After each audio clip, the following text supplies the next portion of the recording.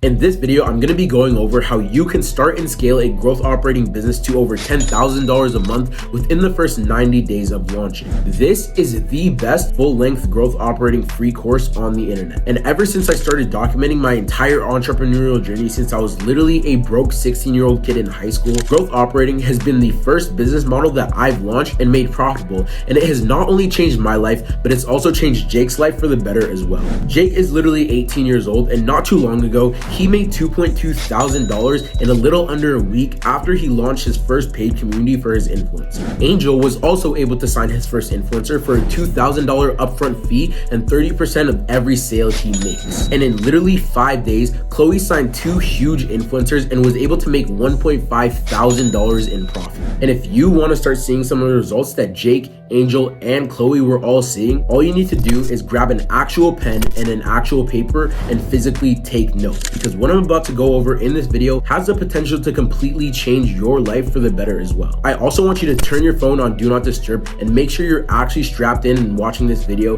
because you do not want to miss a single thing. And just a quick heads up, I'm going to be going over some insane value on my weekly calls in my free Discord community, so go ahead and click the link in the description to join. Every week I host an Ask Me Anything where I go over how to start, launch, and scale a growth operating business and answer any questions that you may have live. Also, real quick, don't forget to drop a like on this video if you plan to sit through all of it and just soak in all the information. But without further ado, let's jump right into it. In this video, I'm going to be going over how you could start making $10,000 a month without investing any money up front as a growth operator partnering with an influencer. And in doing that, I'm going to be going over how to sign your first influencer, building the actual paid community, and then finally, we're going to wrap it up with the growth operator essential skills. But you may be wondering, why should you even care? Well, I'm going to teach you exactly how I'm on track to make upwards of $10,000 per month as a 17-year-old high school kid living in a boarding school dorm, and I'm going to be doing this completely for free. Growth operating is an extremely beginner-friendly business model because you could start a profitable business with literally zero upfront or hidden costs. It's basically like SMMA, but less saturated and more valuable because growth operating is in its earlier stages. It's kind of like stumbling across dropshipping in 2016. But you may be wondering, is this for you? And this is for you if you want to find the right vehicle to make $10,000 a month without investing any money up front. Or you want to be able to take care of your family for generations. You want to be able to travel the world. You want to be able to enjoy what you do for work. Your main priority in life is improving yourself in every single aspect. Or you've been researching a bunch of business models to start, but you still don't know which one to choose. So many gurus have been trying to sell you their course and you just can't stand it anymore. You feel like you always miss out on golden opportunities. And you don't want to be 50 years old working a 9-to-5 job that you hate. You don't want to waste 4 years of your life in college working towards a degree that you have zero interest in. And you don't want to be replaced by AI in the next 5 years. But if that sounds about right, before I get into this doc, I need to let you know who this document is not for. This document is not for you if you want to run Facebook ads for boring businesses like dentists, roofers, med spas, etc. You want to drop ship. You're looking for the easiest way to make $10,000 a month. You're not willing to put in consistent work to achieve the results you want. Financial freedom is not your main priority. You're fine with staying poor. And you aren't willing to take risks to achieve your goals. And especially, this document is not for you if you're going to sit through this entire document and not take action. So, you may be wondering, why am I qualified to teach you?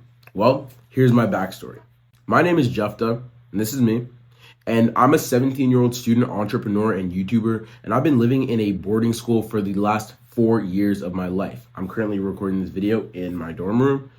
And here are just a few pictures. This is me in grade 11, this is me in grade 10, and this is me this year. And I understand, I go to an extremely prestigious and expensive high school in Canada, but I hope you believe me when I tell you, I was not spoiled as a kid. I'm not going to go into much detail, but my father makes a lot of money. But the thing is, he has a mindset of an employee, and at the end of the day, he's fully reliant on his job, which has really affected me and my family in a negative way. And that's the reason why I started my entrepreneurial journey. Whenever I'm in school, I see my friends rock super expensive shoes and I see them going on insane vacations and stuff. And I know that doesn't mean they're happy or whatever. But I'm saying this because I know how the 1% live firsthand, and it honestly motivates the out of me. So in December of 2022, in my junior year of high school, I realized that money is just a tool that unlocks freedom for myself and everyone I love. And that's when I started my first ever business, SMMA. As you can see right here, it's the 3rd of January 2023 when I recorded this. And that was when I began recording checkup videos for myself, just documenting what I've learned along my journey. And everything I've learned about SMMA was solely by watching videos about it on YouTube, but I'm sure you may know watching YouTube videos about a business is a lot easier than actually running the business on your own. So 4 months go by and I still haven't made any money with SMMA.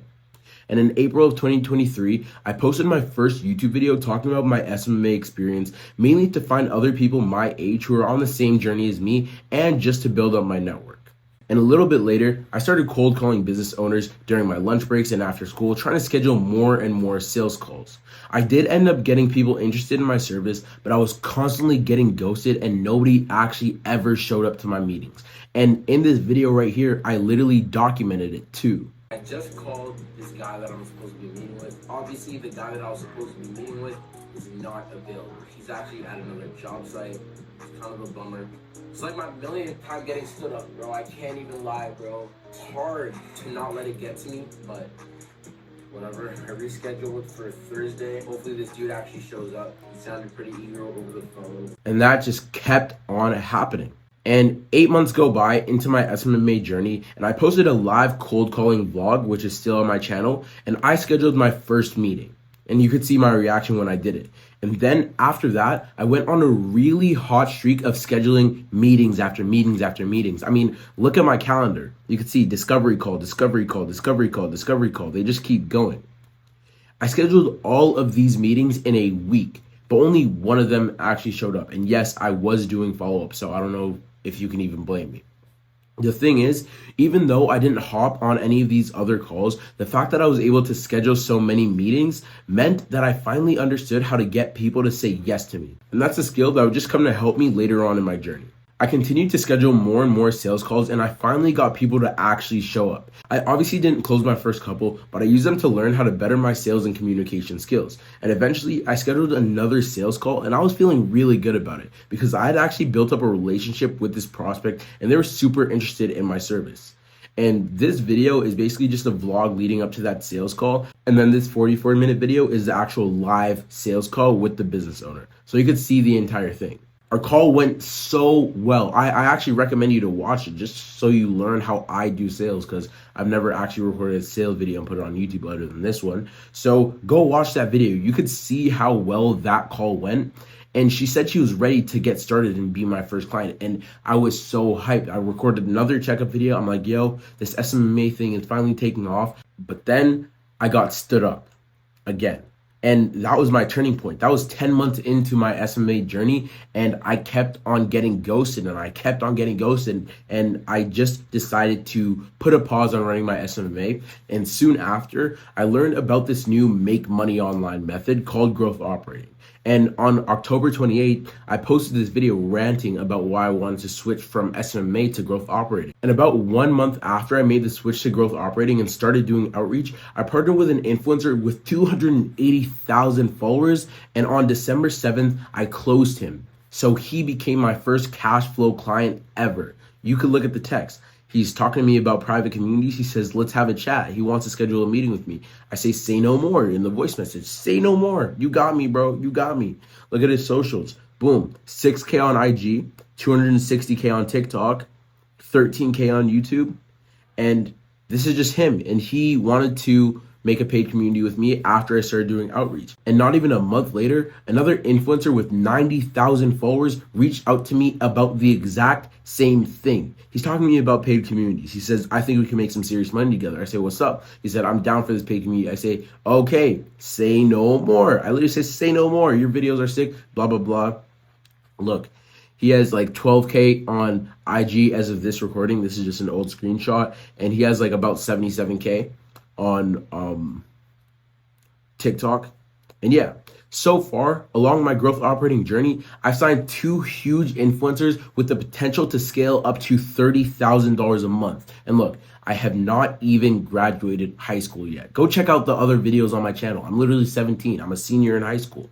And this is just what I do. So by now, you may be wondering, what even is growth operating? Well, essentially, growth operating is when you partner up with an influencer and help them launch and scale a paid info community.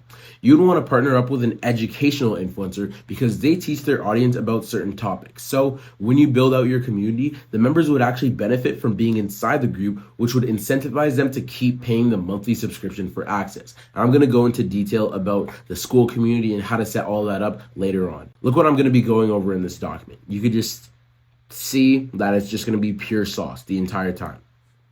Anyways, if you are not huge on social media, then it only makes sense for you to partner with an influencer that is, because first of all, you don't have an audience to monetize, an influencer does, and second of all, you don't have enough experience to sell your own information. As a beginner, if you're not really good at anything and you're just learning this business model, it would be completely unethical to start charging people for your knowledge when you don't know much. That's why you're partnering with educational influencers. They have the knowledge and they have the audience. It's just that they're not capitalizing on it. I personally have built up a solid audience by documenting my journey since I started SMMA, and I've intentionally decided not to release Operator Academy or Operator Ascension until I've proven that I understand how this business works by making my own growth operating business profitable.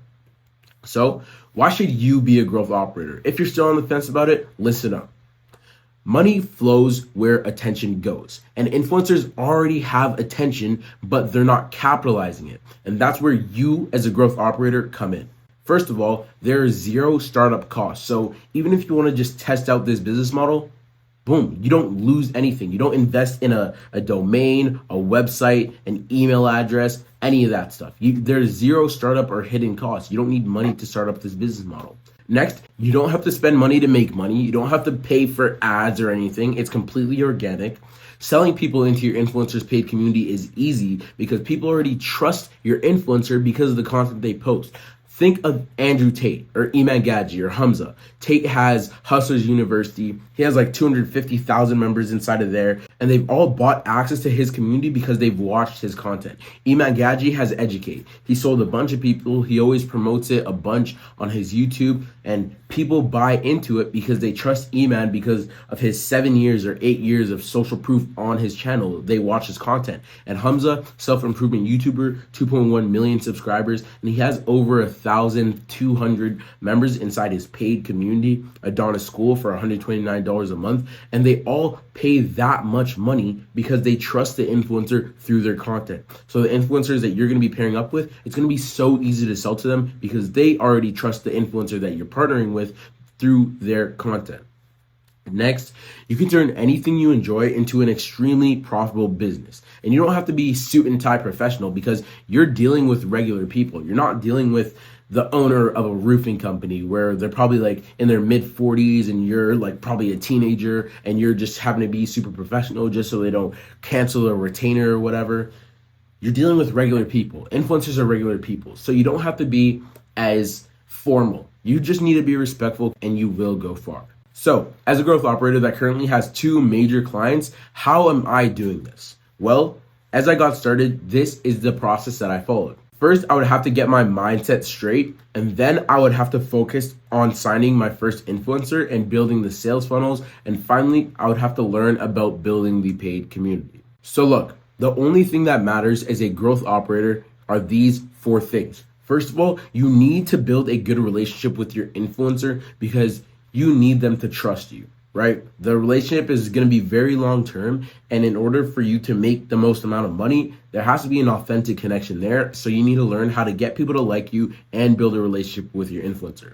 Next, you need to learn how to get people into your paid community. This is through sales funnels, marketing funnels, closing people through the DMs, and a bunch of other promotion methods.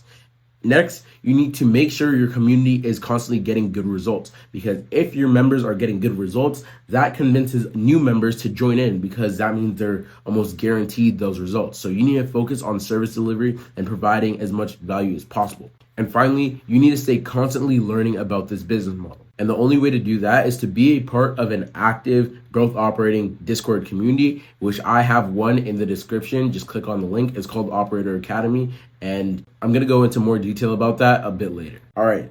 So first, let's talk about the business mindset foundations. The most common mistake people make when they're in their earlier stages of starting a business is they think they're going to get instant results. And that's probably the reason why you're jumping from business model to business model. You need to understand that as a beginner, you're not the type of person who gets insane results yet. You need to become that person. To get the results you're looking for, you must learn, then you must implement the things you learn, then you will fail, and then you repeat the cycle. So learn, implement, fail. Learn, implement, fail. That is the only way to grow. The most efficient way to learn is through repetition and iteration, because it is very difficult to hit a home run when it's your first time ever picking up a baseball bat in your life. So it's completely delusional to think that you're going to get perfect instant results at your first time at bat. You need reps. That's simple. And look, you may think that all this mindset stuff is not important, but I promise you, it is the most important thing you'll need to master it before you start seeing results you're proud of. Every millionaire influencer you could find online talks about how important mindset is, and they do this for a reason. Learn from them. They know something that you don't. You're broke. They're rich. It's pretty simple. Mindset is important. Next, you need to build a strong business mindset foundation. And to do this, you must do the following. First of all, you need to get rid of any limiting beliefs you may have about yourself or your skill set. You can't do that. Next, you need to start setting goals for yourself. You need to be able to visualize your future, develop a productive routine, do things like meditation, journaling, deep work, etc. Just add productive shit to your routine. Next, start tracking your habits, just so you know that you're on the right track and doing the right things every single day. That's a mindset thing. It's in the book Atomic Habits. Next, get in the gym. Strong body, strong mind. Simple as that. Stop doing drugs and alcohol. Same principle. Strong body, strong mind. You can't be damaging your body if you want to succeed in business. And next, you need to stop mindlessly scrolling on social media. You understand that when you do that, you are wasting your time. So be aware of the bad habits that you're doing and cut it out of your life, or start limiting it. Put on screen time so you're not spending as much time on your phone. And lastly, but definitely not least, you need to stop hanging out with your lazy friends. If you're trying to achieve more in life, but all your friends just play Fortnite or R6 all day, then how are you supposed to grow? If whenever you're trying to do something, they're kind of pulling you down, they're laughing at you, they're calling you cringe. You need to cut these toxic people out of your life. They will do you no justice. There are a bunch of habits that you need to develop in order to start seeing real progress in your business. Because business is not just about making money. It's about becoming the best version of yourself along the journey. And if you genuinely want to take this serious, you can access this document inside my Discord server, and you could click on this link. This is my Notion template that my mentor gave me, and I use it pretty much every day, and it's the reason why I'm productive. You could just duplicate it when you get on the site, and I made a few Loom videos, basically just teaching you how it all works so you could set it up for yourself. But look, if you were not paying attention before, pay attention now, because I'm about to share some insane sauce. I'm going to be going over everything about signing your first influencer. Look what I have. Look at all this stuff on the side. Everything about signing your first influencer. Let's get into it. Setting up a Stripe account. Before you even think of reaching out to your first influencer, you're going to want to create a Stripe account to take payments. So many people say don't worry about this until you sign your first client, but I personally think that's dumb. If you're not prepared to get paid when it's time to get paid, you will miss your opportunity. Plus, it's not even that hard setting up a Stripe account. Just follow the following steps. Click on this link and just register for a Stripe account and fill out your credentials to create your account. It's going to take you to this page, and the next thing you're going to want to do is activate your payments. So just click the purple Activate Payments button and then verify your email address. And then click Continue once you do that. And after you click Continue, it will take you to this page. You must set up your Stripe account as a sole proprietorship when you're starting out, because as you start to make money, it's going to be a hassle trying to move everything around and start worrying about legal stuff. After you do this, continue to follow the instructions until you have successfully created your Stripe account. Now you're all set. When you're all good, you need to start keeping track of the money you're making and where it's coming from on a Google Sheet, just so you don't get confused when you're doing your taxes. However, don't let that throw you off if you're just a beginner. You do not have to worry about taxes until you start making a couple $1,000s per month, depending on where you live. And look, Don't take my advice if you don't want to. I'm not a financial advisor. I'm just a 17-year-old kid, but I'm telling you what my business partners and I do to keep track of our own income, expenses, and profits. So now that you set up a Stripe account, here is a full cold outreach guide. The first thing you're going to want to do is optimizing your Instagram account. The most effective way to do outreach for growth operating as of right now is through Instagram DMs. You want to be reaching out to influencers where they're readily available, and 99 out of 100 influencers who have a personal brand on social media have an Instagram account, which is why you're going to be doing outreach on this platform.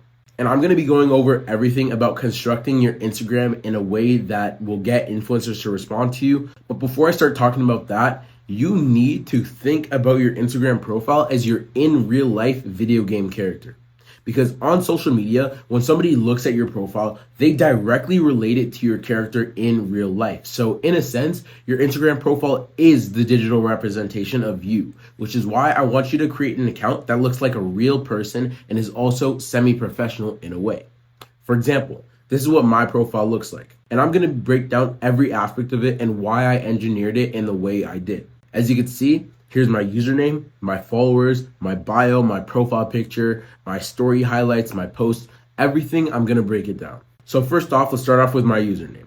My username is simple. It's my first name with a dot after the first letter. If you want to get people to respond to you, the first thing you need to do is to create a username that makes your account look like it's owned by a real person. This is where a lot of people mess up, and this just ruins their cold outreach numbers, and it just doesn't make people respond to them because they have weird usernames. You need to include your real name in your username because nobody's going to respond to you if you have an Xbox gamer tag. Does that make sense? Look, this is what my username looks like. It's just my first name with a dot after the J. And here's what a not so good username looks like. Tell me this doesn't look like an Xbox gamer tag that you'd see on Call of Duty. Exactly. Next, you have your profile picture. This shouldn't be complicated. As I mentioned earlier, your Instagram profile is the direct digital representation of you. So I know this is obvious, but your profile picture should be a high quality picture of your face, not your cat, not your dog, not the clouds, not your girlfriend, just your face. And the reason why you want to have a picture of your face instead of a business logo or something like that is because people trust people. And when you're sending DMs to a bunch of influencers, they want to be able to trust that this account that's reaching out to them is not run by ChatGPT and that there's a real human being behind this other screen. So here are some examples of a few good profile pictures and a few not so good profile pictures. As you can see here, this is my profile picture. It's very high quality and it's a picture of my face. And you can see that there's a person behind this account. And here's a picture of Eddie Cumberbatch, and this is his profile picture, and it's just a clear picture of his face. And then you have not so good profile pictures. As you can see here, I don't know what this is. I don't know who runs this account, and this is just like a logo. Next, you have your bio. Once people click on your profile, the first thing they'll do is read your bio. If you're reaching out to an influencer, they will read your bio. And if your bio doesn't tell them exactly what you do, they will not respond because they don't have the time to care. So this is what a bad bio looks like. I know my bio personally used to look like this before I got into business. I had my school and like my class of 2024, whatever. But that doesn't help you when you're doing outreach. This is what a good bio should look like. This is my bio. It says I'm an entrepreneur. Good. I'm a content creator and a great guy. It's what I do. I build school communities, also what I do, and I have a call to action to tell people what to do if they're interested in my service. So yeah, that's just my bio. There's no such thing as creating the perfect bio. Just do whatever feels right and make sure to include the essentials. And next, we have our highlights. On my Instagram page, I post highlights, and this is just to add another human aspect to my page. In my highlights, I just have stories of me going to the gym, me doing work, a few testimonials, which you don't need, but it's definitely cool when you do have them, and just a few book recommendations. And I do this because when someone clicks on my page, I want them to get to know me. And the more content I put out, the more a potential prospect knows me. Think about guys like Tate, Hamza, Iman Gadji. But look, you do not need to post insane amounts of content and build a personal brand if you want to sign a client. You can easily sign clients through the DMs as well. And next, we have our posts. You should have at least one high quality post of yourself on your profile. And again, this is just to make your profile look less like a robot and more like a human being. This is what my post looks like that's on my profile. And my older brother helped me take this picture with his iPhone 15. And I'm just saying this because you don't need a professional photographer to help you take a high quality picture. And it's just important to have one so the influencers you're reaching out to think you're a real human being. You do not want to have any unprofessional pictures on your Instagram profile. Like no pictures of you doing drugs, partying, dancing, twerking, no nonsense, no nonsense. If you're unprofessional, no influencer will take you seriously. So if you want to have a backup account, go ahead, but on your business account and on the account that you're doing outreach to influencers on, no nonsense is tolerable if you want to get results at least. Next, you have your followers. If you're starting from a fresh account, low chance that you're starting from a fresh account because everybody has Instagram. But if you are and you have 0 followers, I guess this is the only cost that you could make.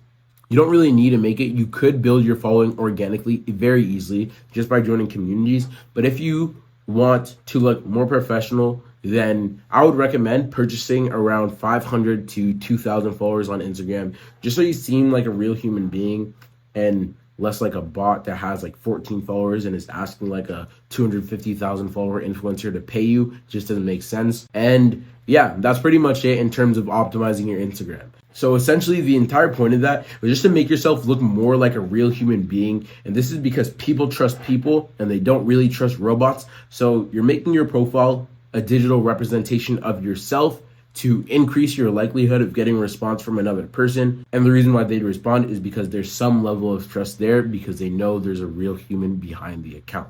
The next thing is finding influencers. Now that you've set up your Stripe account and you've set up your Instagram profile, you're ready to get your first client. But obviously, there are steps you need to take before you start outreaching. The first thing you need to take into consideration is figuring out what type of influencers you want to reach out to. I mentioned earlier that you're going to want to reach out to educational influencers who teach their audience about certain topics because you want your members to continue paying a monthly subscription for access to the value inside the community. And you can only get that value if your influencer teaches their audience something. Also, all the influencers that you're reaching out to should have over 50,000 followers across YouTube, Instagram, TikTok, X, Twitter combined because you don't want to be selling to a very small influencer because realistically, you would be able to sell to 0.5 to 2% of your influencer's entire audience. So the bigger the audience, the more money you will make. And here are just a list of a few niches or industries that you could go into when you're looking for influencers. You can start looking for fitness influencers, cooking influencers, self-improvement people, sports trainers, make money online influencers, agency owners, e-commerce owners, clothing brand influencers, crypto influencers, dating coaches, relationship advice, fashion influencers, financial experts, legal experts, musicians, etc. And look, you do not want to reach out to streamers, OnlyFans girls, meme pages, etc. because they don't provide any value to anyone. If they sell a monthly subscription, why would anybody have a reason to buy it if they're not getting value out of it? So if I were you, I would stay away from those people. I guess you could make it work, but that's just my personal preference. And obviously, these are not all the niches that exist. So if none of these interest you, then think outside of the box and come up with a niche that does interest you. And look, there's no such thing as the best niche. The reason why I personally started Growth Operating was because I found a way to monetize my passion when I was looking into the business model. And right now, I'm working with a self-improvement influencer and a fitness influencer because I'm interested in those two things. And I know that everybody says passion doesn't matter, but to me, that's so shallow. Because if you really look into what is money, you come to realize that money isn't even real. So to ignore that and chase the paper like everybody tells you to do just makes your life boring. And I said it once and I'll say it again, starting a business is not about making the most money. It's about living the most fulfilled life. And look, you don't have to follow my instructions word for word like a brainless robot. Just take whatever resonates with you and use it in your own life, learn from your mistakes, and then repeat the cycle. That's the only way to truly learn.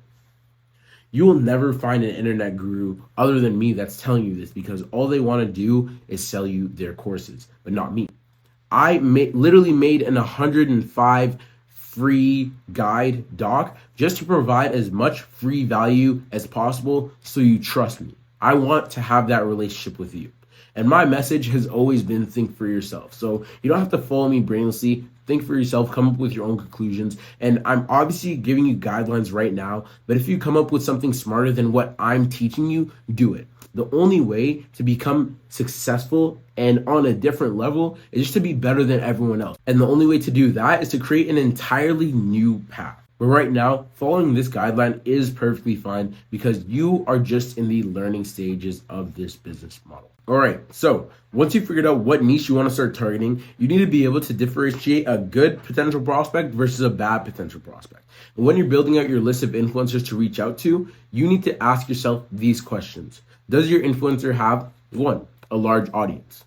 You need to make sure that the influencers you're reaching out to have a large audience. If you're reaching out to an influencer that has 800 followers on their social media profiles, do you really think that they could make much money selling an info community?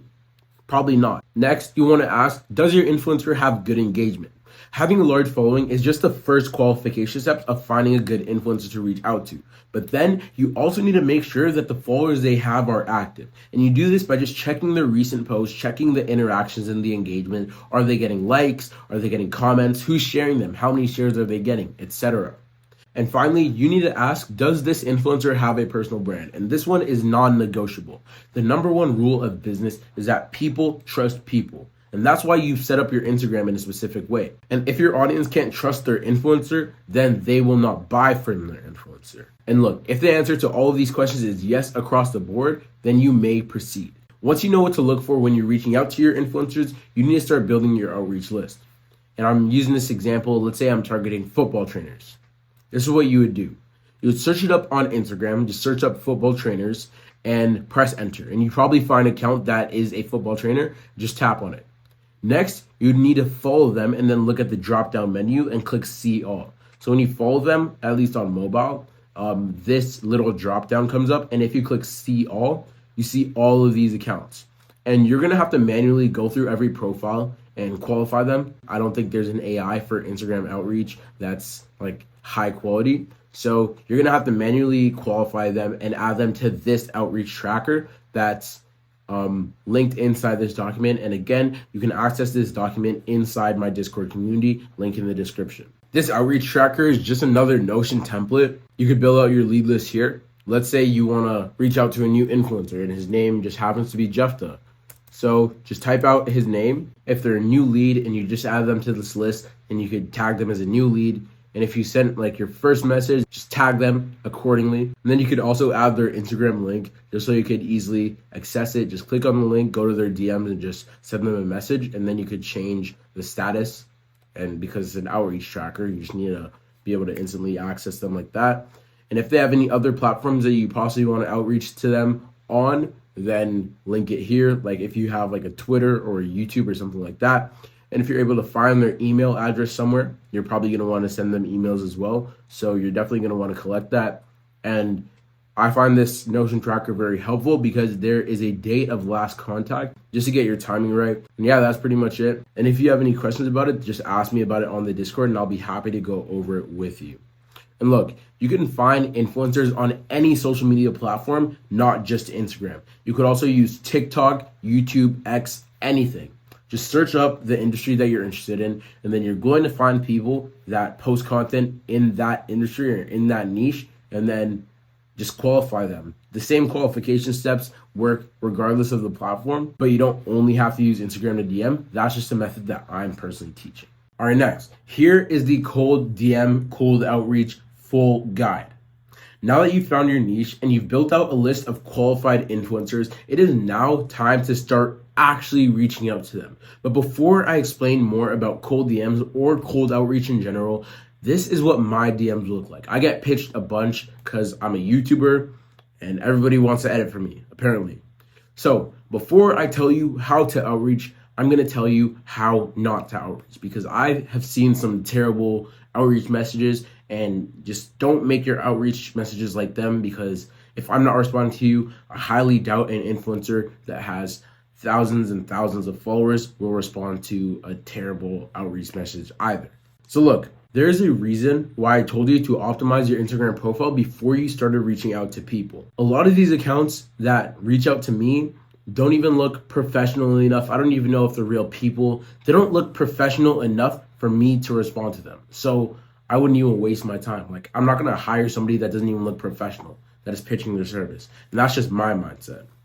Next, do not spam or send paragraphs. I promise you, the influencers that you're reaching out to get pitched and outreach message to every single day.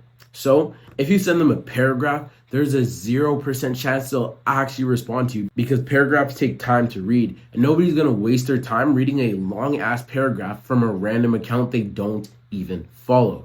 Time is money. No one wants to waste that. Step 3, do not copy and paste outreach messages. If you're copy and pasting outreach messages and just replacing the influencer's name, they'll know and skip over your message instantly. Influencers will only read messages if it's directed towards them. So it's going to be a lot of work, but you need to personalize every single message that you send. That is what an influencer will like to see. And step 4, do not ask for a call on the first message. Again, these influencers have no clue who you are. So assuming they have over 50,000 followers on all of their socials combined, why would they hop on a call with somebody they don't even know? I'm not saying don't ask to hop on a call with them. I'm just saying you need to build up a relationship with the influencer first before you ask them for anything in return. Because again, time is valuable and nobody wants to waste that on somebody they don't know. All right, so now that you know exactly what not to do, here is my cold DM framework that I have used and seen success with.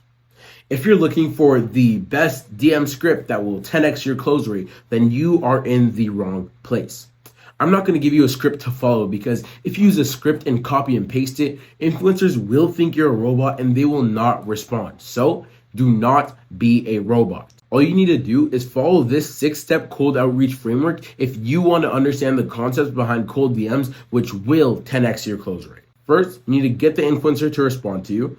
Next, you need to build a relationship with that influencer. Next, you need to transition to your pitch, send a Loom or free value, answer any questions you have in the DMs, which is even more free value, and then you need to set up a call and close them. Phase 1, get the influencer to respond. This is easily the most important aspect of sending cold DMs.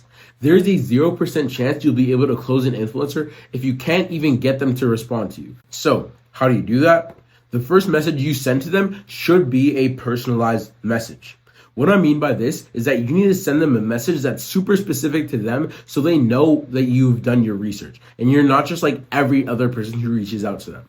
I took a screenshot of my message requests when I was making this doc, and I literally laughed out loud. This is actually so pathetic. Look at 4 out of 5 people had the exact same opener. Hey Jephthah, hey Jephthah, hey Jephthah, hey Jephthah. Like, I'm not saying that's bad, but like, come on, dude, be original. Like, I saw you, like, dude. When you're sending DMs, you do not want to be like everyone else. You need to stand out. The first message you send should invoke curiosity or ask them a question you know they'll have an answer to. For example, this is what I do. With this guy, I send him a voice message. As I said, don't send paragraphs. This voice message is 16 seconds long. If I typed it out all in words and all in text, it probably would be paragraphs. But since it's in a voice message, he can't just scan through the paragraph that I send him and decide on whether or not he wants to respond.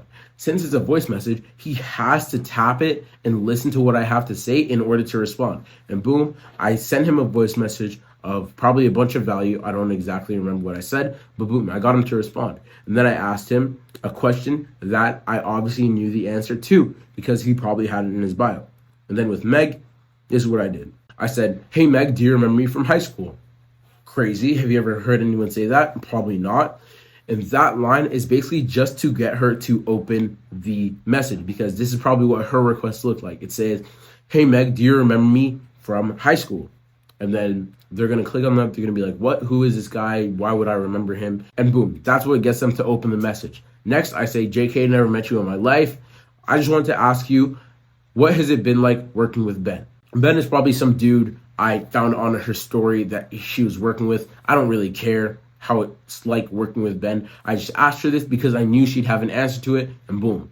I got her to open the message, then I got her to respond to my question. Next, with Coach Kieran, I asked him simply, how long have you been coaching for? Easy question. I obviously knew he had the answer to it, so that obviously got him to respond. And depending on who you're texting or depending on who you're reaching out to, you're going to want to change the way you text people. For example, Coach Kieran was an older dude, which is why I used punctuation for him, like commas and question marks and all this stuff. But with Meg, she was a lot younger, so I used improper grammar and emojis just so she knew that I was a real human being as well. And look, all the outreach messages that I send are different. So the people who do teach about the best outreach scripts to use only want to sell you their courses. If you think about it, if you have a bunch of people sending the exact same script, they're practically robots. Scripts are for robots, and robots are not good at sales. So do not be a robot. I'm going to constantly repeat myself. Do not be a robot. You will not find success if you're not a real human being. So just be a human being and don't use a script. Just think. Phase 2, build a relationship with the influencer. As soon as you got an influencer to respond to you, your foot is already in the door. Now, all you need to do is get them to like you. I would recommend you read the book How to Win Friends and Influence People by Dale Carnegie to learn everything you need to know about sales. We're talking about habits you need to incorporate to your productive routine. Reading is definitely one of them. When I started reading, I saw insane results. The first book I read, $100 Million Lead by Alex Hormozy. As I was reading that, I signed my first client by implying what I've learned from that book. So if you want to become an entrepreneur, relates back to the business mindset foundations, start reading.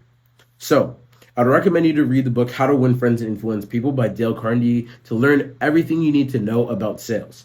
This book teaches lessons about how to get people to like you, because once they like you, it will be much easier to influence their decisions. The main takeaways that I've got from reading this book were as follows. People like it when you make them feel important. People like to talk about themselves and what they're interested in. And when you're talking to people, you need to be genuinely interested in what they're talking about, just to make them feel important. Don't criticize, condemn, or complain to other people. People just don't like that.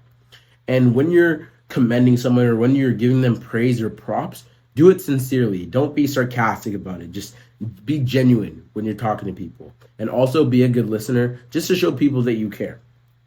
When you're building out your relationship with an influencer, you must follow these principles to get them to like you. Because if you want to get them to like you and you don't follow these principles, you're going to end up like this guy. This is one of the guys that sent me a message request, and I did end up reading it just halfway through. He complimented me or whatever, and then halfway through he says, people with boring content are getting hundreds of thousands of views simply because their thumbnail is a scroll stopper and yours is not. I understand what he was trying to do here, but saying that my YouTube video thumbnails suck is just not something that will get me to respond to them. This just breaks the first rule. I just don't like it when people criticize or condemn me or complain.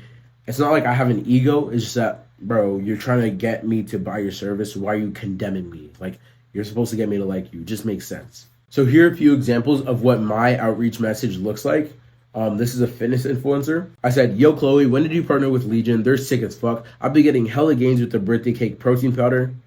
Cap. I never actually got the birthday cake protein powder. I probably just looked at their website, but I knew that'll get them to respond. And then I asked them, do you use any of their creatine? And I asked her this question because she had an affiliate link to this company. So I knew she'd be incentivized to respond to me because she would try to sell to me. And then she says, yes, I do. I absolutely love the creatine. Protein powder is the best. Blah, blah, blah, blah, blah. Boom. She tries to sell me. Predictable. And then she says, the watermelon and strawberry lemonade creatine is my favorite. Cool. To be honest, don't really care. But I had to act like I was interested. You know what I'm saying? I said, strawberry watermelon is so good. I said, I'll look into that for sure. I've never been on creatine, so I don't know what to expect. Boom, this is kind of belittling me and saying that I don't know this much about the subject. You do. Please talk about what you know and what you're good at. So this allows her to talk about her expertise, which makes her feel important, which is why she continued this conversation. She says, oh, it's definitely one of the best supplements to add to your routine, blah, blah, blah, blah, blah, blah, blah, blah. And I say, oh, wow, it sounds like you know what you're talking about. And then she says, yeah, it's great, blah, blah, blah, more value, more value. And I say, okay, I didn't know that. I've been going to the gym for 2 years and I eat clean by blah, blah, blah, blah. How long have you been going to the gym for? She's obviously been going to the gym for longer than me, so I asked her this question. And then she says, almost 9 years. Damn. That's a long time. So she's obviously an expert. And then she says, trust me, I didn't learn about all this stuff until 3 years ago, blah, blah, blah, blah, blah. And I say, geez, how long have you been posting content for then? And this is basically just a transition to the pitch, but we'll get into that later. She says September of last year, and I just give her more and more compliments saying you're killing it.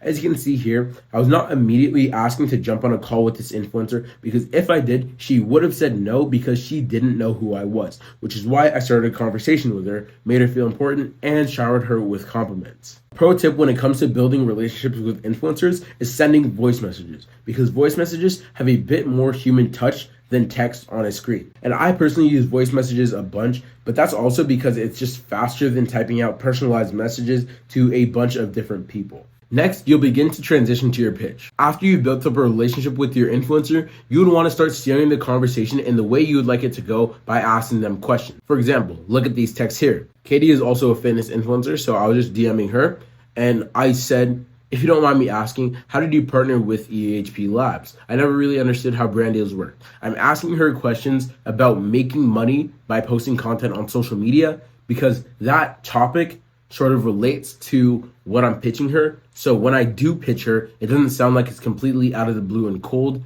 It sounds like it's just an organic conversation.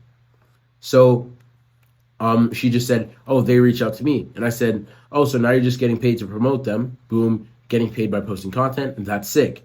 And then she's like, yeah, I kind of like that. And then I asked, would you ever want to be a full-time content creator? And that is basically the transition to the pitch. If I asked her, do you ever want to be a full-time content creator out of the blue? She would have obviously known that I was pitching her. But since I made it feel like it was organic in the conversation, yeah, that got her to respond. And with Chloe, I did the same thing. I said, how long have you been posting content for? She said, since September of last year. And I say, nice, you're killing it. You've been going to a gym for a long time. You obviously know a lot about fitness. You're posting content and you have built a following. And I ask her, would you ever want to be a full-time content creator? And then that gets her to respond, yeah, that's the main goal. And look, after you reveal the influencer's desires, you need to ask them why they want to do that. Keep asking why until the influencer reveals their deepest personal desires, and make sure you don't press buttons that are too close to home because again, you're trying to get them to schedule a call with you. You're not their therapist. So, after you get them to reveal their personal desires, you need to ask them why they haven't achieved those goals yet. Once they do tell you the problem that they're facing and why it's stopping them from reaching their goal, which is to become a full-time content creator or make 10K a month, then you present creating a school community as the solution to their problem. Does that make sense? You figure out their problem and the solution that you're providing to them is creating a school community. It's not a service, it's a solution to their problem. Next, you need to send out a Loom video or just more free value. And you could register for a Loom account right here. Just click on this link or just go to loom.com and just click sign up. And look, I talked about the book $100 Million Leads by Alex Hormozi. And one of the main principles that Hormozi teaches is the basics of getting people interested in your service. And one of the main topics he preaches about is the importance of giving free value. In human nature, there's something called the rule of reciprocity, which is a social norm where if somebody does something for you, you will then feel obligated to return the favor. And in sales, you can definitely use this to your advantage. So you may be wondering, what even is a Loom? Loom is a recording software people use to record their screens, and it's super useful because it saves a bunch of time by getting rid of unnecessary meetings over little things. And how can you actually use it to get clients? Well, this is what you need to do. Step 1, you need to build up a school community catered towards your influencer's niche. And I'll tell you how to do this later on in this document. I go over it about right here, if you can see my cursor. If you're trying to land a fitness influencer, include spaces for video modules about bulking, cutting, and growing your chest, etc. And you can use photos from your influencer's personal brand and use them in different parts of the school community for like the logo, their banner, the course outlines or whatever, all this stuff. Step 2, record a 1 to 3 minute Loom video. And inside the Loom, this is what you're gonna need to do. You're gonna personalize the message, just start off on their socials for 30 seconds to 45 seconds, and then give them a genuine compliment about what you like about their content. And look, when you're giving a compliment, do not be a bot. Give a genuine compliment because you want to start building that relationship through the Loom video. And after you hook them in, sell them the dream outcome. Tell them they can make loads of money if they monetize their audience properly with paid communities. And after you sell them the dream and they know or they think that it could be possible, briefly walk them through the school community you've built for them. And I say briefly because this builds curiosity. You want them to ask, how do I create a course, or how do I host weekly calls? And you want to build this curiosity because if they have questions, they will want to come back to you for answers. Next, you're going to tell the influencer that you are going to handle everything. And this makes them feel more secure, and this allows them to lower their guard. Reducing your prospects' effort and sacrifice just makes your offer so much more valuable. Next, you need to build scarcity. Tell this influencer in the Loom video that you can only work with one creator at a time. And this just puts yourself in a position of authority, because they would look at it like, oh, this guy has such an insane service, you can make so much money, and he's only allowed to work with one influencer at a time. I'm so honored that he chose to reach out to me, because this is a golden opportunity and I want to take advantage of it. In a dream scenario, hopefully an influencer would react like that, but it would be something along those lines. And finally, you need to have a call to action at the end of your Loom video. And you do this to give your influencer instructions on exactly what to do next if they are interested in your service. You could say something like, if you have any questions about how this whole thing works, just shoot me a DM and I'll let you know then. And here's a keynote. Make sure your Loom video is short and concise. Just aim from somewhere from 3 to 5 minutes, because people's attention spans are insanely bad. You don't want to make a 20-minute Loom video, because realistically, why would somebody want to watch that? Unless it's insane value. I mean, you do you. Just my personal preference and my advice. All right, so once they view your Loom video and they respond to it with more questions, answer more of their questions in the DMs and provide them with as much free value as they need. And this way, when you ask for a call, it will be a no-brainer. This is a rule of reciprocity. Provide as much stuff for free so the prospect feels the need to return the favor, and they do that by agreeing to have a call with you when you ask for one. Once the influencer agrees to get on a call with you, you're going to need to give them a way to schedule a call. And here's how you do it. Step 1, create a Calendly account. Click on this link and go to calendly.com/signup, and it'll take you to a page that looks like this. And then just fill up all this information, just what you want your link to be, etc. And then once you click continue, then it will take you to a page that looks like this, and you would see something. There would be a pre-made meeting. It's called 30-minute meeting. It's one-on-one. And then click the gear icon at the top right of that meeting, the pre-made meeting, and then click edit. Then when you click edit, you can customize the event details. You could change the name, the color, how long the meeting is, and where the meeting is going to be held. It could be over Zoom, phone call, in person, Google Meet. I prefer Google Meet just because it creates a link for you. And you could also give your meeting a description just so people know what they're getting into when they're signing up for a time slot. And after this, you could customize your availability. Right now, this is set from 9 to 5, Monday through Friday. So you'd be able to customize every single day. And next, you need to customize your qualifying questions. I think this is very important because you don't want to have unqualified people scheduling calls with you. You need to be able to pre-qualify them in one way. And you just go to booking page options and click add new question. And these are what my questions look like. I get somebody to schedule a call with me. I'd have them enter their details, which is their first name, their last name, their email address, their Instagram handle, just so I could check out their socials and see if they do have over 50,000 followers. Then I ask them how much money they're making and how much do they want to make. And I ask them why do they want to make this money, just to get a shallow level desire. And then I ask them why they haven't achieved this desire or their goal. And this is basically just to get a pain. And then I ask them, is there anyone else that needs to be on this call besides them? And I'll go over this later, obviously. But after you pitch them, you do not want them to tell you that they need to go over this with their business partner. You want to get a close on the sales call then and there. So you need to make sure that you will not have this call unless 100% of the people that are decision makers are there. And then I have a checkbox that says, I understand the time slots are extremely limited, so missing our call without prior notice will forfeit my opportunity for a big game plan call. And you can just check on understood. And this is basically just to let them know that you don't want your time to be wasted, or else you just won't talk to them at all. And then you get them to fill out their phone number just in case you want to do some SMS follow-up as well. And then finally, once you're all done, you could share this link with your influencer, click copy, and then you go to the DMs and just send it. And then they would be able to schedule a call. So to wrap it all up, cold outreach is an extremely effective way to connect with influencers. However, you must understand that by following this framework, not 100% of influencers will respond to you. But the more DMs you send, the higher your chances are to schedule meetings. And the more meetings you schedule, the higher your chances are to close those meetings. Cold outreach is purely a numbers game.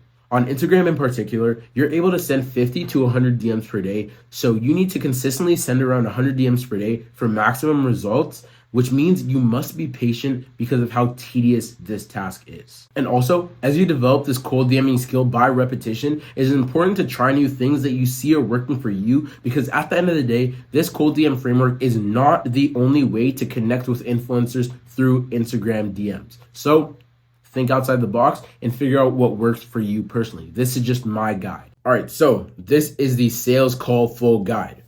Once you've gotten an influencer to schedule a call with you, this is where you would close a deal.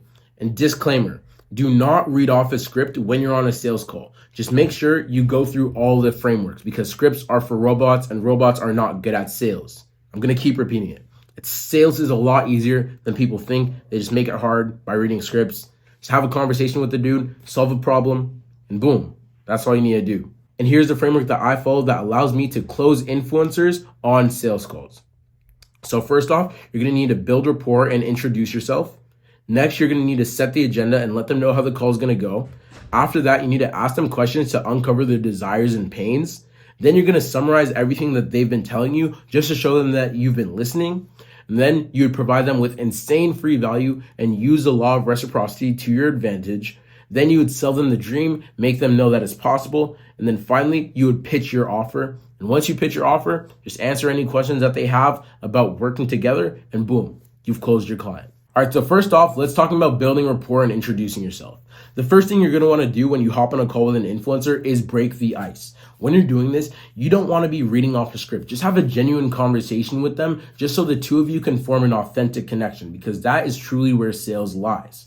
So you could just ask them questions just to get a conversation going. You could ask them things like, hey, how's it going? How's your day been? Have you been up to anything interesting recently? Just regular questions, and then just get a conversation flowing, keep it going for like 2 to 3 minutes, and then you can start transitioning to setting the agenda. After the ice is broken, you're gonna need to set the agenda and let the influencer know how the call is going to go. You need to do this because it puts you in a position of authority as the director of a call. This doesn't mean you should be harsh tone, you should be throwing the influencer around. This just means that the influencer scheduled a call with you. You didn't schedule a call with them. So you need to be in charge of how the call goes. Simple as that. And all you need to do here is transition from building rapport to start talking about business. So here's some example questions that you could possibly ask. You'd be having a conversation, you'd be going back and forth saying, oh, today I went skydiving. And then you'd be like, that's sick. Well, John, I know we only have 30 minutes scheduled in for our call today. So if you don't mind, could we get right into it? And then they'd be like, oh, yeah, for sure. Let's get right into it. I'm so interested. And then you'd be like, awesome. So in this call, I'm basically just going to ask you a few questions just so I could get a better understanding of why you decided to hop on a call with me in the first place. And by the end of this call, if I do think I could help you out, all I need is a yes or a no decision if you want to move forward with this. Does that sound fair? When you're setting the agenda, you want to make it sound natural to the way that you speak, so don't use a script. The way that I scripted this out just sounds natural to the way that I speak. So if you do want to ask this question to your influencer and it doesn't sound natural to you, just reword it. Make it sound natural, because scripts are for robots and robots are not good at sales. Also, when I said all I need is a yes or a no decision, that just puts the influencer in a position where they have to make a commitment to work with you or not. You do not want to give them an option after you pitch to say, I need to think about it and get back to you. And this is also why you added the qualifying questions to your Calendly, so you know if all the decision makers need to be on this call, because you need to get a decision after you pitch them. It's either a yes or a no. It's not like, I'll wait and I'll get back to you. You need to get a decision on the call. And finally, you end this question by asking, does that sound fair? This is a sales trick called micro commitments. And the more yeses you're able to get your influencer to make during the sales call makes them more inclined to say yes when you're pitching them your service. So once you've set the agenda and the influencer knows how the call is going to go, you need to start asking them questions so you can get a better understanding of their current situation and their dream situation. Pro tip about sales. People are emotional creatures, and that just means that they use their emotions to make decisions, and then they use logic to justify those decisions. Example questions to ask when you're trying to uncover pains and desires. You would ask your prospect, "Hey John, how much money are you currently making?" And John would say something like, "Oh, well, right now I'm making around $2,000 a month." And then you would ask them, "Okay, that's pretty cool. How much money do you want to be making in the next 3 to 6 months, let's say?" And then John would say something like, "Oh, well, in the next 3 to 6 months, I want to make somewhere around like 10K a month." And then you'd ask them, "Oh, that's cool, John. Why do you want to make 10K a month in the next 3 to 6 months?" And then John would say something like, "Oh, I really just want to prove to myself that I could do it." But that's like pretty shallow. So you would ask John, "What makes you want to prove to yourself? Like, what's the motivation factor behind that?"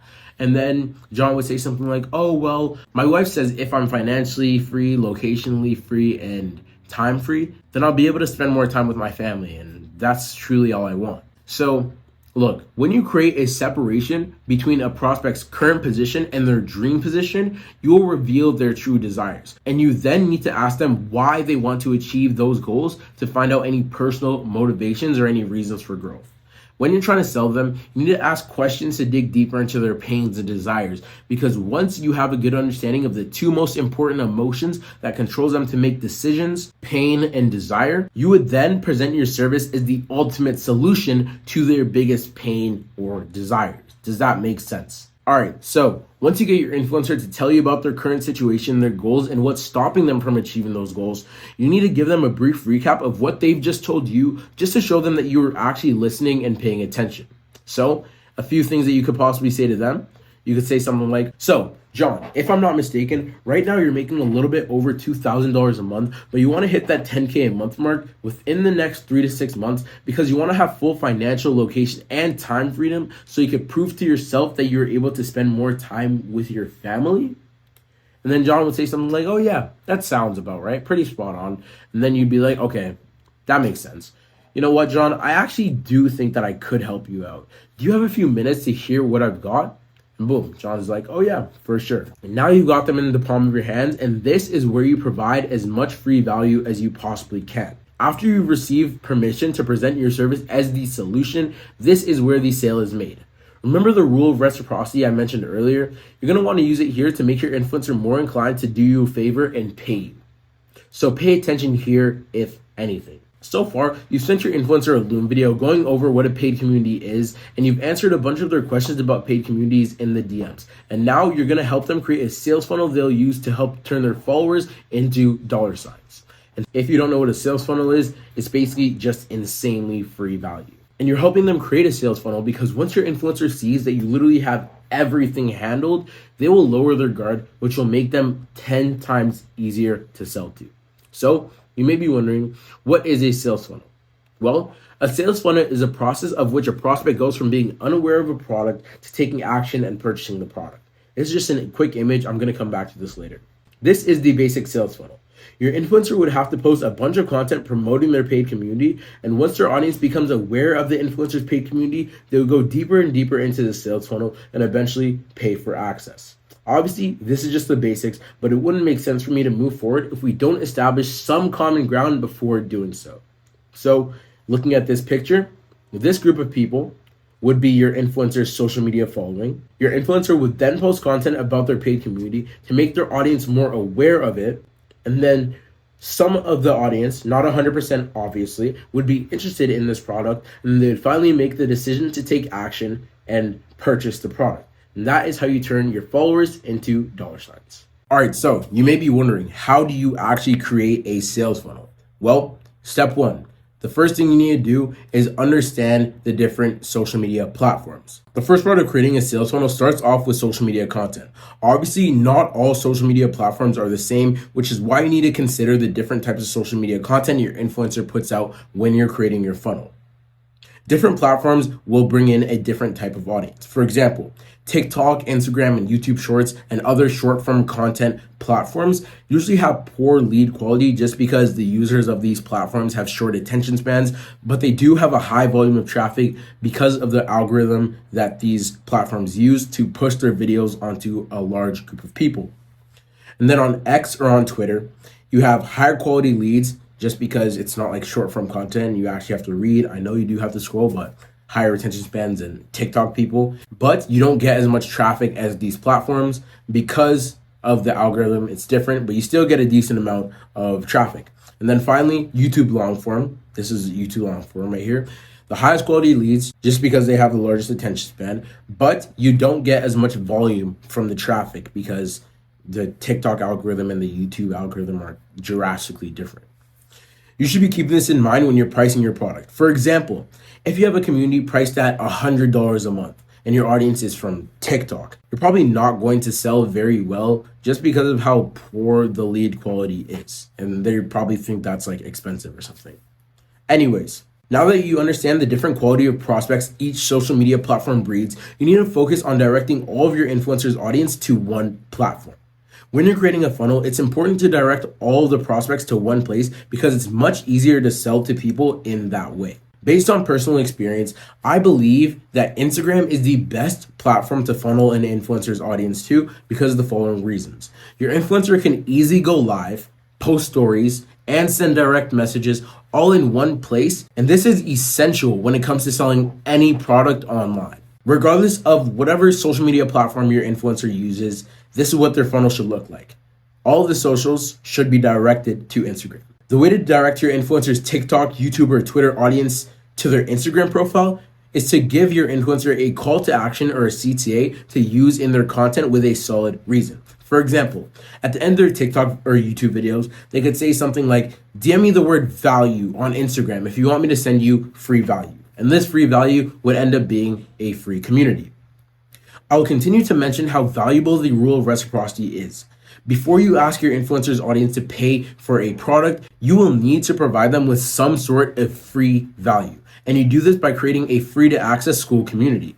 And inside the school community, you must include a few courses your influencer feels comfortable about giving away for free. But remember, the more value you give out, the easier it will be to sell to them. So find the moderation and find the balance. So far, this is what your funnel should look like. All of the socials should direct to Instagram, and from Instagram, they should DM you, and in the DMs, you would send them a link to your free community. The way you direct your influencers' followers on Instagram to join your free community is by posting stories that say something like, DM me the word access for access to my free community. And inside your free community, your influencer has to be actively engaging with members inside your community to provide as much free value as possible. They can do this by interacting with a bunch of discussion posts, having weekly group calls, and even texting the members directly through the DMs. Next, you have your free community to the paid community. Now you are finally able to use the rule of reciprocity to your advantage. After you provide the free community members with as much value as humanly possible, you present the paid community as a solution to the problems the free community could not solve. The content inside an influencer's paid community differs depending on what niche they're in. However, weekly group calls, one-on-one mentorship, and guest speakers are some common things that can be found inside a variety of paid communities. This is what your funnel should look like. From socials, they should be directed to Instagram. From Instagram, they should be directed to the free community. And from the free community, they should be directed to the paid community. This is the funnel you want to show to your influencer. However, when you're presenting this sales funnel on a sales call with them, you need to understand the ins and outs of each phase in case they ask you any questions about why you want to do that. Like, why are you directing all the traffic to Instagram? Why are you spending another $99 a month on a free community? All of these things. And disclaimer, look, there's no such thing as the best funnel. Funnels are constantly changing and you can constantly optimize your funnel, which is why you need to be in a group of advanced growth operators if you want to deliver top-notch service to your influencer. And again, I have my free Discord community called Operator Academy, and the link is in the description if you want to learn more about growth operating more in detail. I'll be in there, very active with a community, learning about the best ways to deliver the service as a growth operator. All right, so after you provide them with this sales funnel as insane free value, at this point in the sales call, you position your service as a completely done for you money printing machine. Now, all you need to do is make your influencer believe it. Remember when you asked them a bunch of questions earlier to uncover their desires and pains? Good. Because now that you're getting them ready for your pitch, you need to tap back into these decision-making emotions to make them feel like your service is the solution to their problems. So here are a few example questions that you could ask them. Remember earlier when you told me that you were suffering from insert your prospect's pain? And then they'd be like, oh yeah, I remember when I told you that. And then you would ask them, how would it feel if you were never able to change that? Wouldn't that kind of be demoralizing? And then John would be like, yeah, that really would suck. And then you would be like, oh yeah, that's terrible. But look, do you think you'd be able to solve this pain and get closer to this desire with a paid community? You're proposing this idea to him. And he's like, you know what? Yeah, paid community, this business model that you're talking to me about, it seems pretty good. And it seems like you have everything covered. I definitely think it would solve my problems. And then you would ask John, well, John, why do you say that? Like, what makes you say that? And then John would say, oh, blah, blah, blah, blah, blah. Anyways, when you're trying to sell your service as a solution, you do not want to tell your influencer that it is the best solution. You want your influencer to convince themselves that it's the best solution. In the book, Influence by Robert Cialdini, he mentioned that people commonly make decisions based on internal commitments, and people reform their self-identity based on those commitments they've made. I asked the influencer, do you think you'd be able to solve your problem and get closer to your desire with a paid community? And I asked this question because I wanted them to convince themselves that a paid community was the solution to their problems without me telling them it was. And after that, I asked them, why do you say that? And this was basically just to get them to sell themselves even more. All right, bet. After the dream is sold and they believe that they can do it and there's huge potential on this opportunity, this is where you pitch your offer. This is the fun part. Once you've got to this stage in the sales call, you would need to ask your influencer if they have any questions about working together with you before you pitch your offer. You do this just to provide as much free value as you possibly can until the very end of the sales call. Use the law of reciprocity to your advantage to the max. And once you answer all the questions that they have, you will then tell them your price. And when you're charging an influencer for this service, you could charge them in two different ways. I charge my first client the first way, and this will just simply revenue share. This is when you tell your influencer that you would like to take a percentage of every sale you help them make with their paid community. A good amount of revenue share would be anywhere from 30% to 50%. And for example, this is what a profit split would look like in a real life scenario. If your influencer was selling a paid community for, let's say, $75 a month, and you have a 45% revenue share with them, you would be making $34 per month per sale, which means you need only 300 members to start making $10,000 a month with growth operating. And given that your influencer has over 50,000 followers across all their social media platforms, you would literally need to sell to less than 1% of their audience to start making $10,000 a month. If you do the math, it goes to about like 0.6% of their audience. And the next way that you could charge your influencer, this is what I did for my second client. You charge them a setup fee and a revenue share. I charged my influencer a $750 setup fee plus a 40% revenue share. And this is when you tell your influencer that you would need a setup fee along with a percentage of every sale in order to start this entire process. A setup fee could range anywhere from $200 to $5,000 upfront. And in the long run, this setup fee will be nothing compared to the monthly recurring revenue you would be making with your paid community. For example, if you're charging, let's say, $750 for a setup fee, but your community is projected to make upwards of $10,000 a month, that $750 is not that much in the grand scheme of things. It's still money if you still want it, just so you don't want to be working for free. Go ahead and do it. But as a pro tip, it would be my personal recommendation to not charge a setup fee for the first influencer you sign. And this is just because you don't have any experience and you don't have any guarantees, which just makes an influencer think that you won't be able to deliver the results you're promising. So the offer that I pitched to my first influencer sounded something like this. I basically told them, I'll help you build out your school community and all of its sales funnels, and I'll help you script the VSL, and I'll get into this later. All for free, and you won't have to pay me a single penny until I generate you your first sale. And once I do help you generate the first sale, all I'd want for compensation is 40% of the revenue share for every member that pays for access to the community.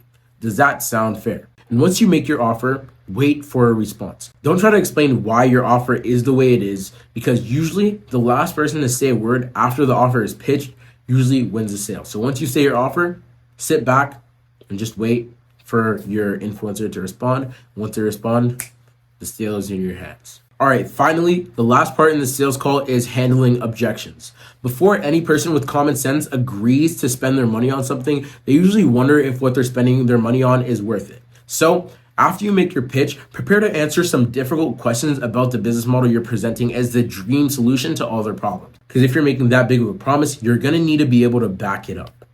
Handling objections is the most important aspects of a sales call because if you don't handle them properly, the sale is completely lost. And realistically, on your first sales call, I'm just speaking from my own previous experience. I personally was not insanely good at this. However, as you have more and more sales calls, you will start to understand your service a lot more and you'll eventually close your first client after you build up the skill set by learning, implementing, failing, and repeating the cycle. And here are just a few common objections that you may come across when you're handling objections. Somebody could say, oh, I have to talk to my business partner about this. Hopefully you got rid of this objection because you qualified them with your Calendly link, which is very important.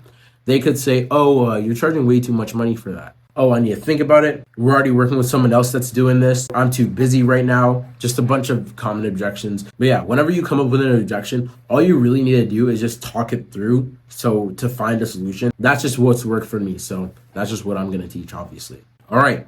So far in this doc, I've gone over setting up your Stripe account so you'd be able to take payments.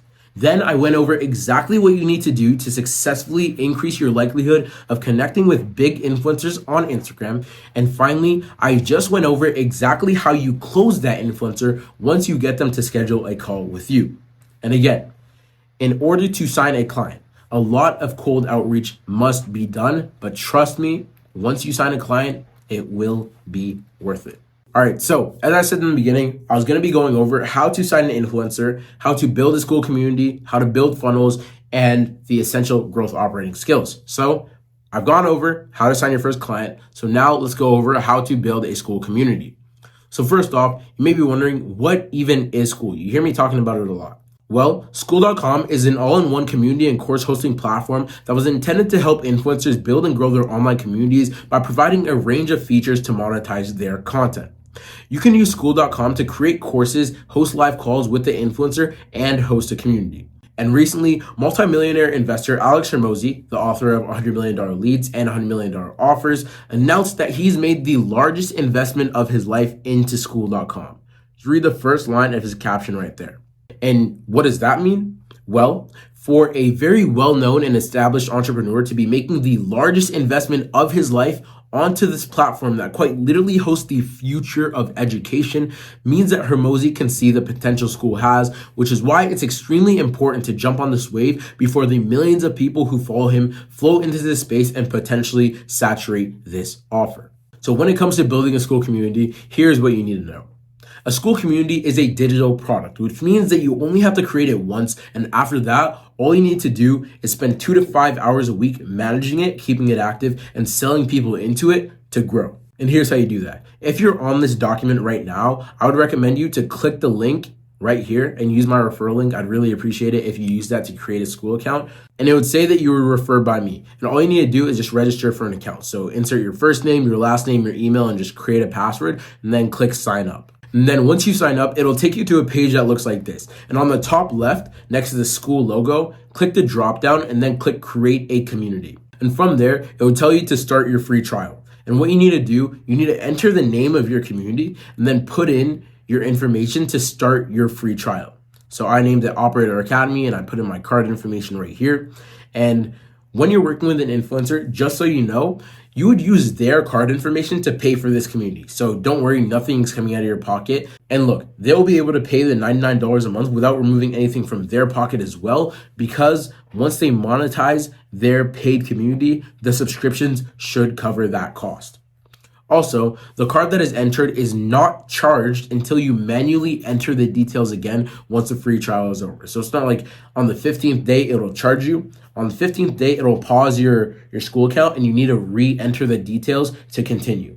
I would personally highly recommend that you create a free trial account on School just so you understand how the platform works firsthand. And you're also going to need to create one when you're sending out Loom videos of building out a info community for somebody. Go back to the Loom section if you don't know what I'm talking about, but you're definitely going to need to do this. And this is what your community should look like once you make it. Once you make it, you need to take care of branding. Just make it look professional. You have to add an icon, 128 by 128, that's the dimensions. And then you'd have to add a cover, and the dimension for the cover would be 1084 by 576. You have your group name here. You have a description that you could just add. This is what people are going to see before they join. And you do this by clicking on settings and then going to general, and then you'd be able to customize everything here. And then you would click on categories to add discussion categories for different topics. Right now, I've added the general discussion, a wins channel, important questions, and new strategies. And this is what it looks like on school. You have your general discussion, wins, important questions, new strategies, all this stuff. So in order to take payments on school, you need to connect your Stripe account and change the price of your community to add a monthly membership payment method to it, just so people could get on that monthly subscription payment basis for access to your community. And as a growth operator, you'll have to accept payments through your influencer Stripe account, which then raises the questions, how do you get paid? Like, how do you get that money into your account from your revenue share? And to be honest, it's pretty simple. All you gotta do is just ask your influencer to send you a Stripe transfer, PayPal, or bank wire of your revenue share by the end of every month or by the end of every 2 weeks, depending on how you set that up with them. And then inside the community, this is a community that I launched for my creator. You would have video courses, and this is basically what it looked like. And as a growth operator, you just need to help your influencer come up with an idea for a course outline and then get them to record videos on it. Another thing that you need to take care of is your calendar, and you would want to set up your calendar to host group calls with your community. And this is just one way to keep your community active. So just host group calls on Zoom or something like that. So every Wednesday at like 7 o'clock, the members know that there's an event happening where they could just join a Zoom link and just a live interaction. That's a very great community building skills, especially utilizing technology and the online space. Next, you have your gamification. And here you could add levels to your school community to incentivize activities within the community. I'm level 1 right now, and that's just because I've recently created this school community, but there's multiple levels, and the more you interact with other people, the higher your level goes, and the higher your level goes, the more access you have to other courses. So in order for your members to unlock all of the value inside the community, they need to be active and engaged if they want to unlock those higher level courses. And I think that's very smart on school's behalf. And yeah, that just keeps the community very active and alive. And finally, you have your VSL. And you could find this on your About page. This is what the VSL looks like for my influencer. And basically, when a user clicks on the link to join your school community, they get directed to the About page to learn about your community. And they're met with a few images of what this community is about, or even a VSL. And in my opinion, a VSL is essential when it comes to getting the most amount of page visitors into the community. And you may be wondering, what is a VSL? Well, a VSL is a video sales letter. And on school, it's commonly used to pitch your community to your prospect by grabbing their attention, discussing their pain points, showcasing the community as a solution, then advising the prospect to take action through a video. A VSL is practically a one-sided sales call, and it's extremely important to craft a good VSL to maximize the amount of followers your influencer is able to convert into the paid community. And as a growth operator, you must help your influencer script out a solid VSL because it helps them increase their sales. And as you may know, the more sales you make, the more money you make. So you're gonna wanna do this part properly. All right, so everything I went over right here is how to build a school community. And now that you know how to do that, you could start sending your outreach messages. But here's how you manage a school community once you sign your influencer. As a growth operator, managing a school community is pretty simple. All you need to do is make announcements for new updates coming, post in the community to encourage members to be active, host weekly calls to keep your community live and engaged, send important posts out as emails for everyone inside the school just so they're notified, sell people into the community through the DMs and through your sales and marketing funnels, and make sure that your members are getting good results, because the better results your members get, the more likely new people are to join, because it seems like they're guaranteed to get the result that they're looking for by joining this community. And that is exactly what you want. And just remember, the more active your community, the more valuable it is. And the more valuable it is, the more members will keep paying. And the more members keep paying, the more money you will make. So you are going to want to manage this community properly as well. So here's basically the summary of what I've gone over. I went over building a community and managing community. And to wrap it all up, building a school community is one of the most essential aspects of service delivery that a growth operator must understand to succeed with this business model. Not only do you need to know how to build and manage a school community for your influencer, but you would also need to do this before you partner with an influencer during the outreach stage. So you definitely need to understand how this whole school community building process works. And again, there's no such thing as the most optimal community, but once you do sign your first influencer and start managing their community, it is crucial to be in a community of other growth operators where you can learn new management strategies and provide the best service for your influencer and their community members. All right, so far we've gone over signing your first influencer, building a paid community, and building marketing funnels. And now I'm just gonna wrap it up with the growth operator essential skills. This section will be very short and sweet. To summarize everything I've gone over in this document, here are the essential skills that you need once you start your growth operating journey. First of all, you need to get influencers to trust you, and you do this by having a professional looking Instagram account and avoiding bot-like behavior. Next, you need to get influencers to like you. I would recommend you read the book, How to Win Friends and Influence People, and use communication skills from the book when conversing with influencers just to get them to like you. And just remember, people only buy from people who they like and trust. So these two skills are essential when it comes to signing clients. Next, you need to get influencers to schedule a call with you and then close them. And you do this by mastering the two skills mentioned above and by mastering the skills taught in the sales call full guide. So if you want the doc to go back over it or just rewatch the video, click on the sales calls full guide and you'll be able to learn all the full skills from scratch. Next, you need to help your influencer do market research. It is essential to make sure that the community you're making genuinely solves a problem that your audience faces. And you do this by selecting a small group of their followers and asking them the right questions to help you build up the community and tailor the VSL script directly towards them, which is your ideal audience. And as a growth operator, you would need to take care of the entire backend of service delivery, and that's why you need to help them create a course outline. And look, another thing that a growth operator should know is that all your influencers should be focusing on is creating content. You take care of the rest. Another thing that growth operators need to do, weekly checkup calls with your influencer. Once you do sign an influencer, you must have weekly checkup calls with them just to make sure they're doing what they need to do. Make sure they're recording courses, interacting with their community, hype up and market their new product, all this stuff. Because it's going to take anywhere from 3 to 5 weeks after you sign them before you launch their community. So you need to keep in touch with them throughout this entire pre-launch phase. After you have your weekly calls and after you keep checking up with them, another skill that you need to learn and master as a growth operator is how to launch your community.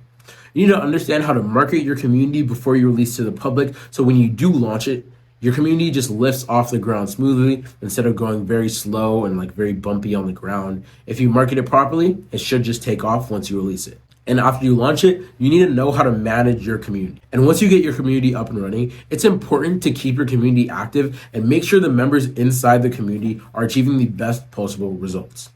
This is how you'll be able to sell more and more people into your community as time goes on. Because if your community is correlated with getting good results for their students, people are going to join your community because they want those good results. So the better and better your student results are, the more people you'd be able to sell into your community. And finally, you need to join a growth operating community, and you could find one online for free. This business model is fairly new, which is why it's important to stay consistently learning about the most optimal way to provide a service and incentivize activity and make the most money. And you do this by joining an active community of growth operators just to consistently learn from each other and incorporate the newly innovative strategies just to separate yourself from other beginners that are looking to get into this space.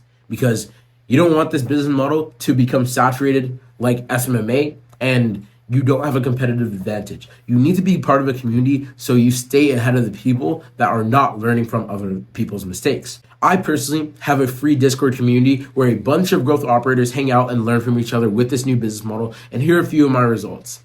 As you can see here, this is just a member inside my Discord community. His name is Alex. Recently, he closed a 300K influencer for a 40-60 revenue share, and this is the contract that was signed by his influencer. And here's another guy, Digital Angel, $2,000 monthly retainer and 30% of the revenue share.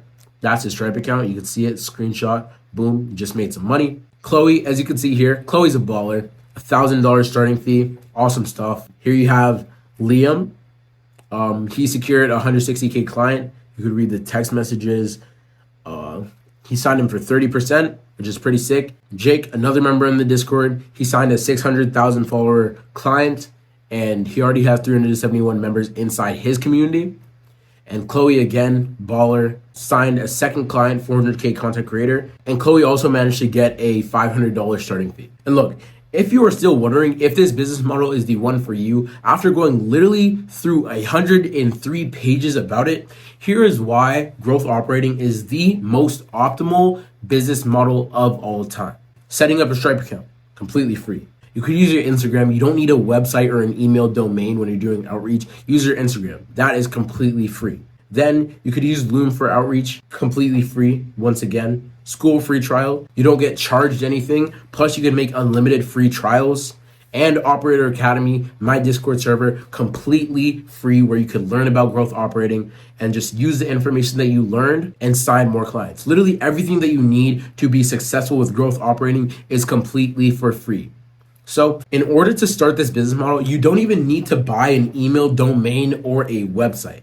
I personally spent $0 starting up my own growth operating business, and it's now generating me a consistent amount of cash flow to the point where if I did want to invest into something, I wouldn't have to pull out money from my own pocket to do so. I could just pull out money from the business. So take this entire business model as you please, but here are my final thoughts. If you want to become a growth operator, or if you want to make $5,000 to $15,000 per month with your business within the next 3 months, if you want to be able to make money by doing something that you're passionate about, if you want more help using the business model that I went over in this doc, and if you want to learn from me directly, then click this link in this document right here, or click the link in the description down below to join Operator Academy, which is my free Discord community where I host weekly Ask Me Anything calls about growth operating, where I teach you how to start and scale your growth operating business, and I'll answer any questions that are brought to me just to provide as much free value as possible. Again, thank you so much for sitting through this video. And if you did sit through this video, remember what I said at the beginning. You need to take action. Click the link in the description to join my community, and I'll help you out with that. That being said, I appreciate you so much for watching. Take care.